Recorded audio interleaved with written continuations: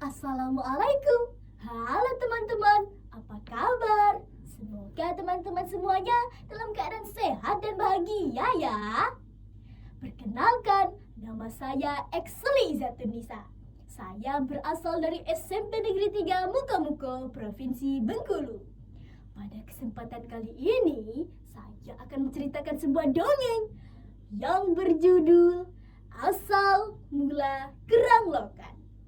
Dongeng ini ditulis oleh Ibu Ani Dahlia. Beliau merupakan salah satu guru dari SMP Negeri 3 Mukomuko. Teman-teman sudah pernah dengar ceritanya belum? Kalau belum, simak cerita ini baik-baik ya. Pada zaman dahulu, di sebuah kampung, di dalam kerajaan anak sungai yang sekarang lebih dikenal dengan Mukomuko, hiduplah seorang gadis cantik yang bernama Lukaina. Sejak kecil, ia hanya dibesarkan oleh ibunya karena ayahnya sudah meninggal sejak usianya 5 tahun. Meski hidup dengan sederhana, sang ibu selalu berusaha menyayanginya dengan penuh kasih sayang. Ia pun tak pernah lupa mengajarkan kebaikan dan nilai-nilai agama kepada putrinya. Singkat cerita, Lukaina pun tumbuh menjadi gadis yang baik dan berbakat. Ia memiliki hobi bernyanyi dan menari. Sang ibu pun memasukkannya ke dalam grup tari gandai yang berada di kampungnya. Nah, teman-teman, tahu tidak?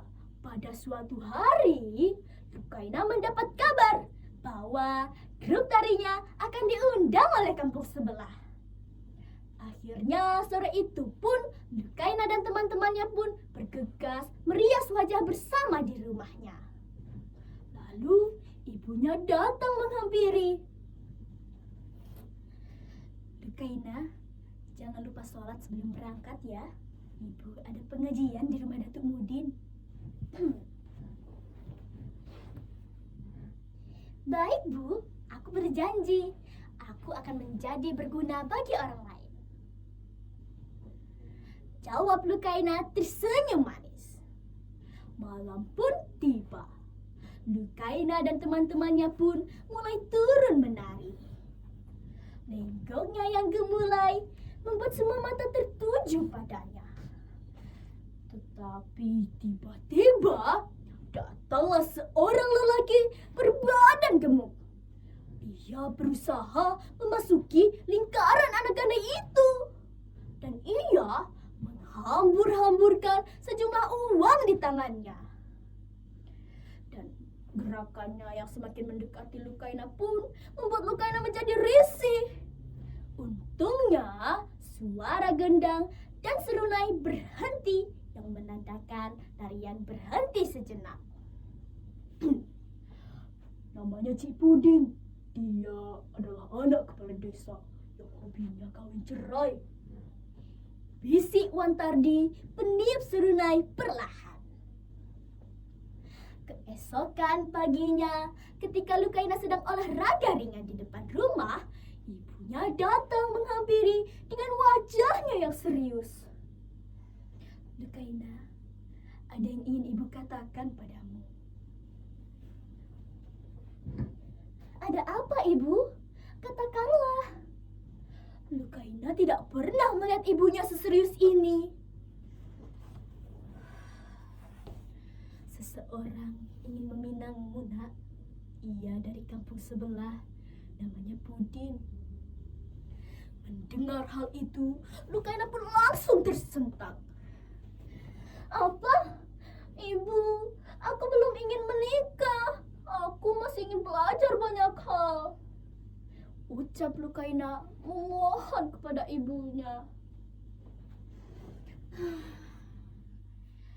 Nak, dulu ayahmu pernah berhutang pada Sulaiman, ayahnya Pudin. Jika kita menolak, rumah ini akan diambil.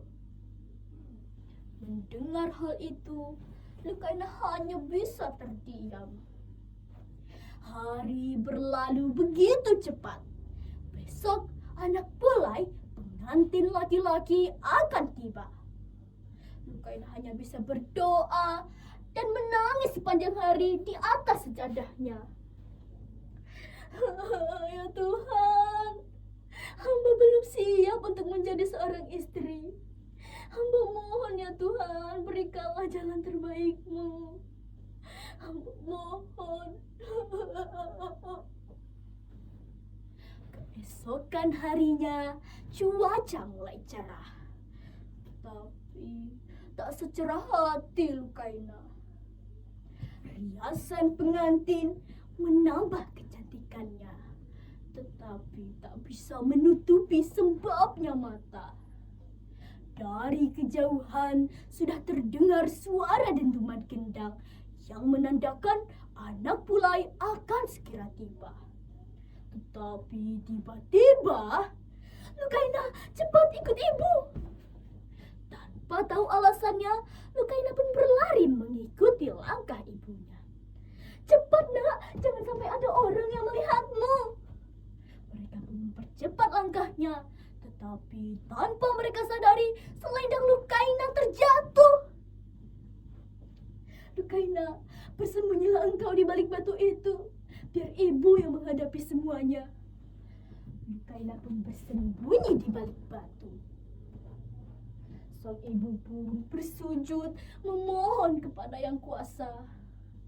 Sementara di rumah Lukaina, orang-orang ramai atas hilangnya Lukaina dan ibunya. Budin dan ayahnya marah besar. Seisi rumah habis diacak-acaknya. "Datuk, kami menemukan selendang ini!" Seseorang berteriak dari kejauhan. "Apa? Cepat kejar! Pasti mereka lari ke arah sana." Mereka pun berlari ke dalam hutan bebatuan. "Itu! Ibu-ibu Lukaina!"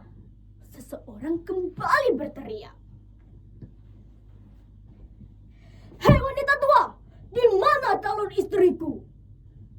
Saat tiba, Budin langsung membentak dan menendang ibu Lukaina dengan sangat keras.